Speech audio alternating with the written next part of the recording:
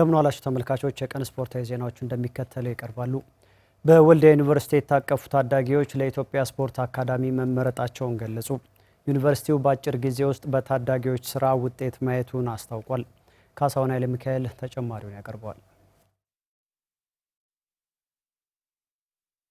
ወልዲያ ዩኒቨርሲቲ ከ2015 ዓ.ም ጀምሮ በእግር ኳስ በአትሌቲክስ እና በመረብ ኳስ ስፖርት ዘርፎች ከ17 ዓመት በታች ያሉ ታዳጊዎችን በፕሮጀክት አቅፎ እያሰለጠነ ይገኛል። በሁለት ዓመት የስልጠና ቆይታው ታዳጊዎቹ ውጤት እያስመዘገቡ መሆኑ ተገልጿል። የ15 ዓመት ታዳጊዋ ሰርካለም አያሌው በ400 ሜትር ሩጫ ውድድር ስኬታማ በመሆኗ በኢትዮጵያ ስፖርት አካዳሚ ለመሳተፍ ጥሪ ደርሷት ለጉዞ መሰናዳቷን ነግራናለች። ስልጠናውን የጀመርኩት ያው በትምህርት ቤት በተደረገ ምልመላ ነው። አሁን እየሰራሁት ያለው በ400 ሜትር ነው። ስኬቱ ደግሞ በደሴ በተደረገው ውድድር በምልመላ ተመልምለን ወደ አዲስ አበባ ሄድን። ከአዲስ አበባ ተወዳድረን ደግሞ እዛው ለአካዳሚ የሚታቀፍ ተመልምዬ መጣ። በእግር ኳስ ፕሮጀክት የታቀፈው ሌላኛው የ17 ዓመት ታዳጊ ሰልጣኝ ዳዊት ይመር በኢትዮጵያ ስፖርት አካዳሚ መመረጡንና ጥሪ እየጠበቀ መሆኑን ገልጸዋል። 2015 ነው ፕሮጀክቱን የጀመርነው። እዚህ በቃ በመሰረታችን የተለያዩ ድጋፎች ይደረጉና እንደ ማሊያ ታኬታና የተለያዩ በቃ በውስጥ መሳሪያዎችን ይሟሉና ውድድር ላይ 2 ዓመት ውድድር አድርገናል። የመጀመሪያው ሐዋሳ ነው፣ ሁለተኛው ደግሞ አዲስ አበባ ነው። አዲስ አበባ ላይ ከ17 ዓመት የፓይለንት ውድድር ነው የተደረገው እና 4 ምድብ በየምድብ ነበር የተጫወትነው እና ከምድባችን ላይ አንድ ተሸንፈን አንዳቸው ወጥተን የመጣ ነው እና ዛሬ አሪፍ በመጫወቴ ወደ አካዳሚ ጥሪ ተደርጎልኛል እና ጥሪንም እየጠበቁ ይገኛሉ።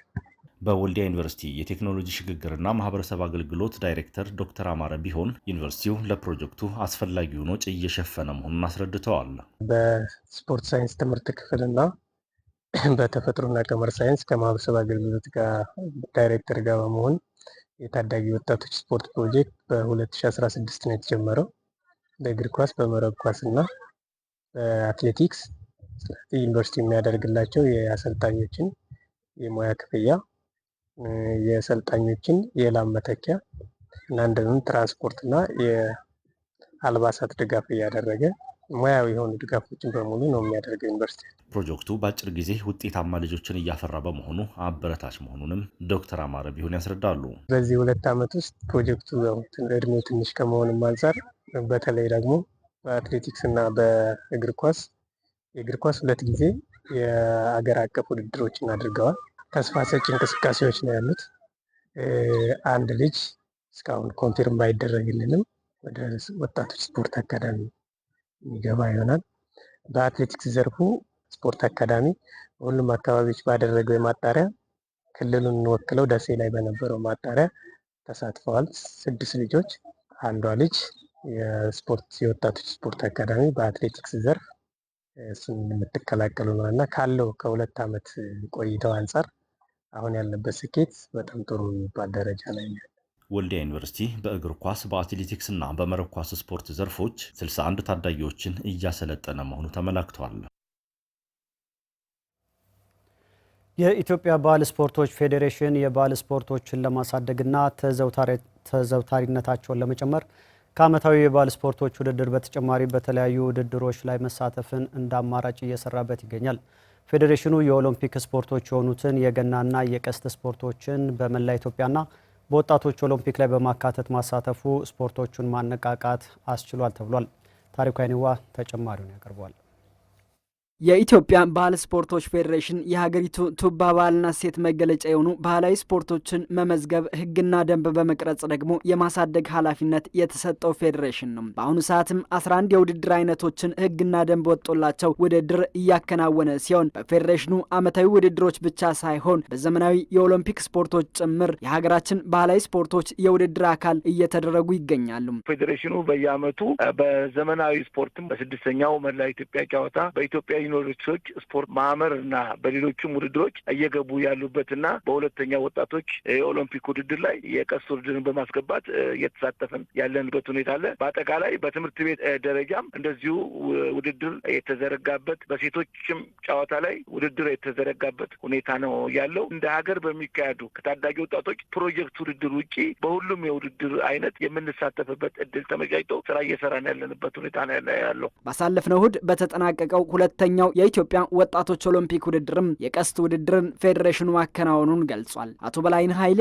የገናና የቀስት ውድድሮች የኦሎምፒክ ስፖርቶች በመሆናቸው የኢትዮጵያ የዘመናዊ ስፖርቶች ውድድር አንድ አካል ለማድረግ እየተሰራ ነው ብሏል። እኛ ገና ብለን የምናካሄደው ፊልድ ሆኪን በዓለም አቀፍ ደረጃ በአራተኛው ኦሎምፒክ የተጀመረ እንደሆነ ይታወቃል። ከዛም አልፎ ቀስት አለ፣ አርቸሪ በሚል የኦሎምፒክ ስፖርቶች ናቸው። ከዚህ አንጻር ገናን በምንመለከትበት ጊዜ ራሱ ዓለም አቀፉን የገና ፌዴሬሽን በድረ ገጹ እንደሚያስነብበው የገና ውድድር ከክርስቶስ ልደት 1000 ዓለም በፊት ኢትዮጵያ ውስጥ ነበረ ነው የሚለው። ነገር ግን ከኛ ለመስራት ጋር ተያይዞ እንግሊዞች ይህንን ውድድር ወደ ኦሎምፒክ ያመጡበት ሁኔታ አለ። ከዚህ አንጻር እነዚህ ስፖርቶች የኦሎምፒክ ስፖርት ከመሆናቸው አንጻር በ6ኛው መላ ኢትዮጵያ ጨዋታ ላይ የኦሎምፒክ ስፖርቶች ናቸው በሚል እንዲገቡ የተደረገበትና አሁንም በሁለተኛው የኢትዮጵያ ወጣቶች ኦሎምፒክ ጨዋታ በቀስት ውድድር ከጥቅምት 18 እስከ 20 ውድድር ያደረግንበት ሁኔታዎች አለው። በአጠቃላይ ግን እነዚህ ሁለቱ ስፖርቶች የኦሎምፒክ ስፖርት ከመሆናቸው አንጻር ወደ ውድድር የገቡበት ሁኔታ ነው ያለው። እንደ ሀገር ባህል ስፖርቶችን ለማሳደግ ታዳጊዎች ላይ መስራት ያስፈልጋል የሚሉት አቶ በላይነህ ለዚህ ደግሞ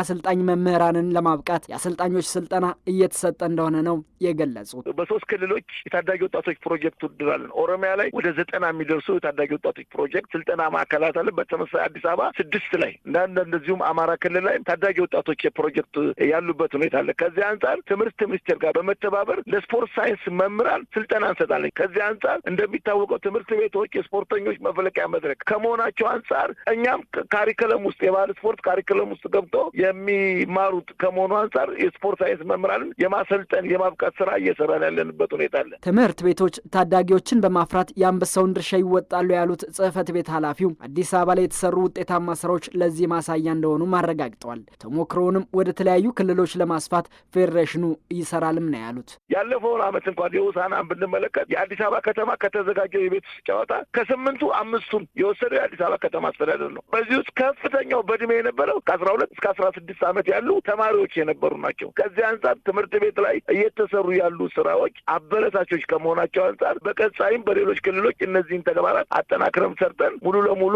ወጣቱ የሀገሩን ባህል የማንነቱ መገለጫ የሆነውን ስፖርት እንዲያዘወትር ጥረት እናደርጋለን የሚል እምነት አለኝ። በአውሮፓ ሻምፒየንስ ሊግ ማንቸስተር ሲቲ፣ ኢንተር ሚላን እና ኒውካስትል ዩናይትድ አሸነፉ። ትላንት ከሜዳቸው ውጭ የተጫወቱት ባርሴሎና እና ቸልሲ ከተጋጣሚዎቻቸው ጋር ነጥብ ተጋርተዋል። ተጨማሪ ያለን